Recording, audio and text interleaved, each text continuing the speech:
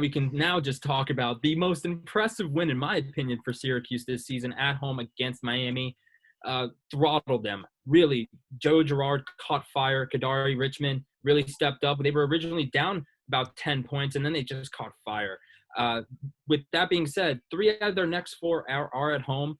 Hey, Scott, do you believe that Syracuse can take advantage of this home-friendly stretch? Yeah, they definitely need to. I'll tell you that. I mean, 2-3 in the conference.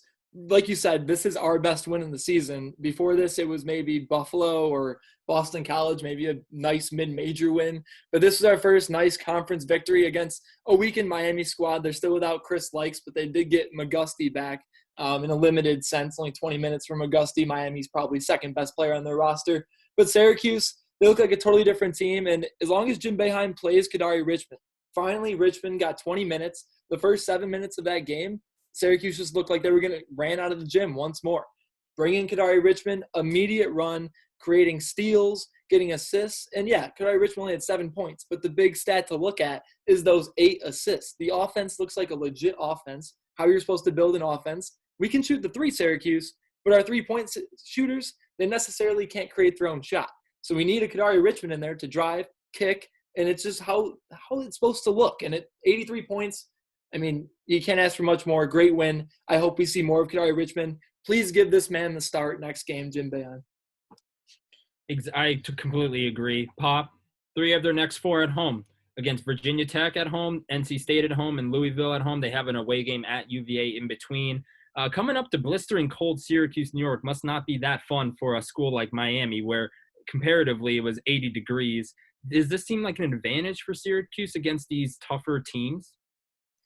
Maybe a little bit, especially coming up there. You got no fans to play in front of. But I don't know. I think more of what hurt Miami was coming off of a big win at home against Louisville, a quick turnaround. Then you fly up to Syracuse, and basically you just get your ass handed to you. I mean, you start off the game up 11-2, and from then on, Syracuse goes on a massive run and just takes control of the game.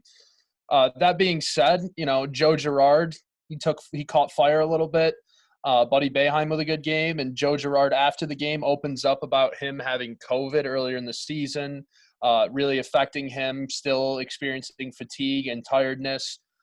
All I want to say after hearing that is if he is still experiencing fatigue and getting tired, then why are we playing him as much as we're playing him? It doesn't make any sense what Jim Boeheim does. Girard averaging 31 minutes a game.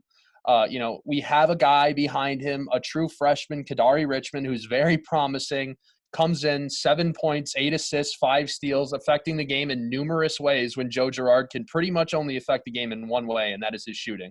Where he's going to excel best is off the ball in a shooting guard role. Personally, the lineup that I want to see that I've discussed with Anthony, I know, is Kadary Richmond. I want to see Alan Griffin at the 2 because he's only 6'5". He's an undersized forward as is. And then I want to see Guerrier, Dolage, maybe Jesse Edwards, whoever. The last 2 don't matter. Obviously, you need Richmond. I want to see Griffin, and I want to see Guerrier out there. And then plug and play whoever else you want. Yeah, I totally agree with you. I think our best lineup honestly doesn't feature the 2 guys getting the most minutes on this team in Joe Girard and Buddy Boeheim. I think Joe Girard, Buddy Boeheim are excellent shooters. Excellent scorers if they're put in the right position. They should not be ball-dominant players like Kadary Richmond do that. Kick to him. I mean, Kadary Richmond, he should realistically be getting 35 minutes a game. The time he's on the bench, that's when Joe Girard gets in the game and actually is handling the ball. Joe Girard can still play 20, 25 minutes, but a majority of that time should be at the 2. And then also when Girard is the dominant ball handler, we need to just be feeding Quincy Guerrier. Let him chop down low because, once again, he proved that he is dominant against pretty much anybody. Even though he's a little undersized, still puts up 18 points, 8 boards against Miami, 8 for 10 from the field. He's so efficient down low, so calm and great footwork. He had a couple nice moves against Miami. So I think when Richmond's in the game, which should be the majority of the time, we're more of a drive kick team. When Girard's leading it, we try and force it down low to Guerrier. I mean, this team is capable of putting up 80 points against anybody. So I think that center position needs to be Edwards more than Dolage until Sidibe's back because we just need rebounding. Still holding out hope on Sidibe. I love that. Like I said,